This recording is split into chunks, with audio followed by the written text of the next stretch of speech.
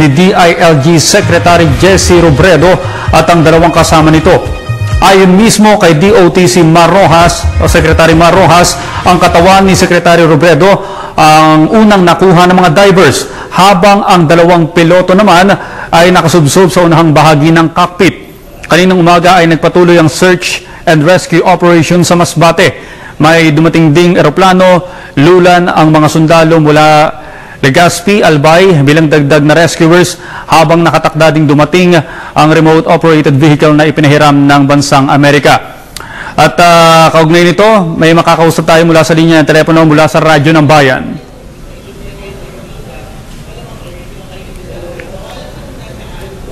Para sa karagdagan detalye, mga kasama natin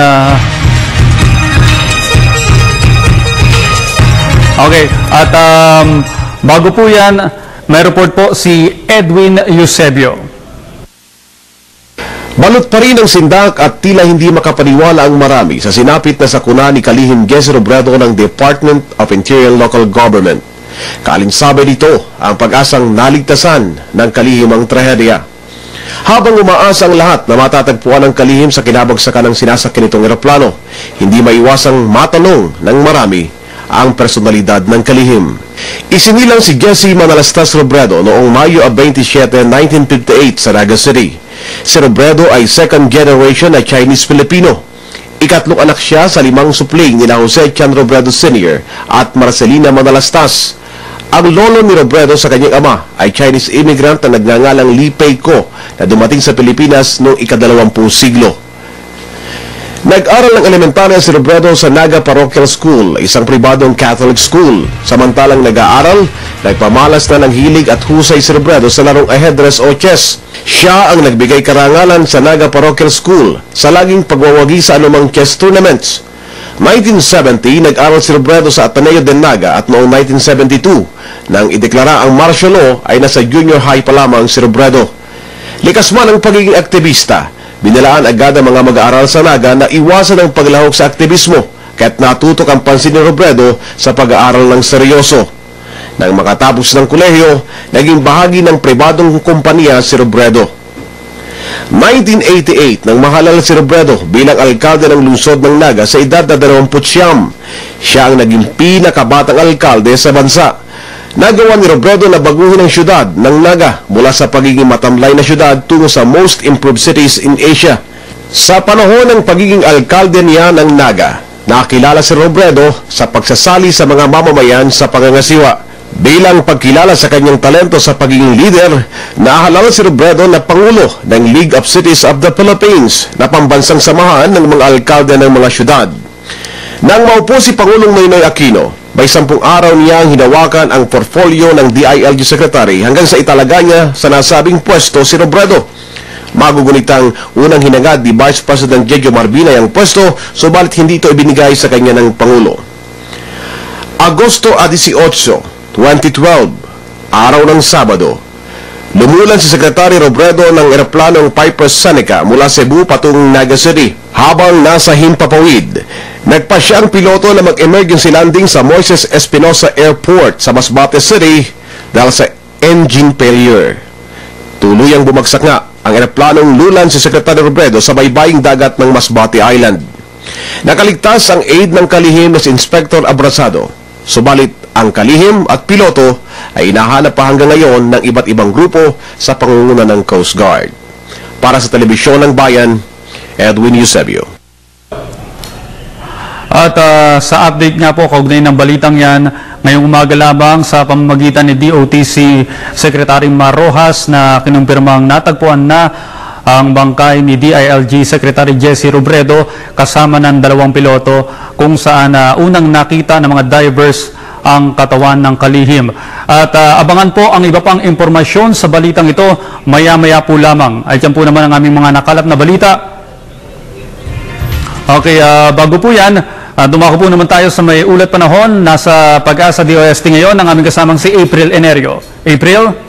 Yes, Audrey, lalo pang lumakas si Bagyong Igme habang patuloy na nananalasa sa hilaga ng bansa. Sa inilabas na weather bulletin ng Pag-asa, kaninang alas 6 ng umaga ay namataan ang sentro ng Typhoon Igme sa layong 380 kilometro sa silangan ng Basco, Batanes. Taglay nito ang lakas ng hangin na 160 kilometers per hour malapit sa gitna at pagbugso nga abot sa 195 kilometers per hour. Patuloy ang pagkilos nito pahilaga sa bilis na 11 kilometers per hour.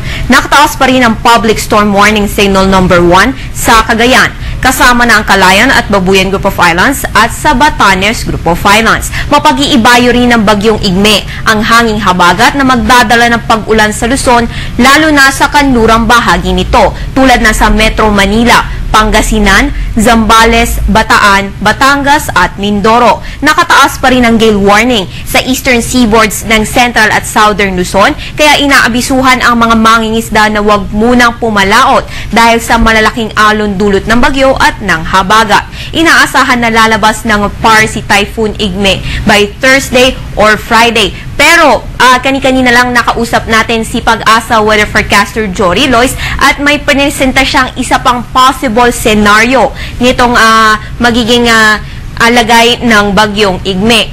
Kung nakikita nyo, ito po yung bagyong Julian, no? Ito ay isang tropical storm na ayon sa Japan Met Agency. Ang isang scenario na binigay sa atin ni Mr. Jory ay maaaring bumagal itong si Igme at pag bumagal siya ay pwede siyang abutan ni Julian at magsasama sila at magiging isang bagyo na lamang yan. Pero yan ay pinag-aaralan pa rin naman ng ating mga weather forecasters, kaya isang possible scenario lang yan ng mangyayari sa mga susunod na araw at patuloy nating antabayanan ang magiging update tungkol dito. At yan muna ang pinaka-latest mula dito sa Pag-asa DOST. Para sa Telebisyon ng Bayan, April Enerio. Maraming salamat, April Enerio, live na nagbabalita mula sa Pag-asa DOST sa lungsod ng Quezon. Samantala po, gaya ng naibalita namin kanina, no, na natagpuan na po ang bangkay ni DILG Secretary Jessie Robredo alas 8:15 kaninang umaga. At tungkol din dyan, mismong ang Pangulong Benigno S. Aquino III ang tumawag sa may bahay ni Secretary Robredo na si Atty. Robredo upang ipaalam ang balitang ito na natagpuan na nga ang cockpit na kinalalagyan ng kalihim kasama na ng 2 piloto na nasa pangatlong araw na rin hinahanap. Kaninang umaga rin inihayag ni Mar Rojas ni DOTC Secretary Mar Rojas na alas 6 pa lang ng umaga nang sinimulan na ang pagpapatuloy ng ikatlong araw na rescue operations kaugnay nga sa may bumagsak na eroplano ni Secretary Jessie Robredo. At bukod dyan, makalipas din ng mga ilang araw na rin ay tumulong na rin ang bansang Amerika, nagpadala ng mga makabagong kagamitan upang makita at makatulong dito sa paghahanap nga sa nawawalang eroplanong ito. At kanina ng umaga, nakita na at nakumpirma na nasawi nga ang ating kalihim ng DILG na si DILG Secretary Jessie Robredo sa pagbagsak nito sa karagatan, lulan ng eroplanong ito. Kasama na rin ang 2 piloto. Bukod dyan, nakatakda rin sana magpadala ng tulong ang bansang South Korea naman para makatulong din sa paghahanap ng eroplanong ito. At inaantabayanan nga ngayon, inaantabayanan pa natin yung mga iba pang makakalap na balita ng PTV News Team. At yan po naman ang aming mga nakalap na balita ngayon. Magbabalik ang PTV News Break makalipas lamang po ng ilang sandali. Ako po si Audrey Goriseta.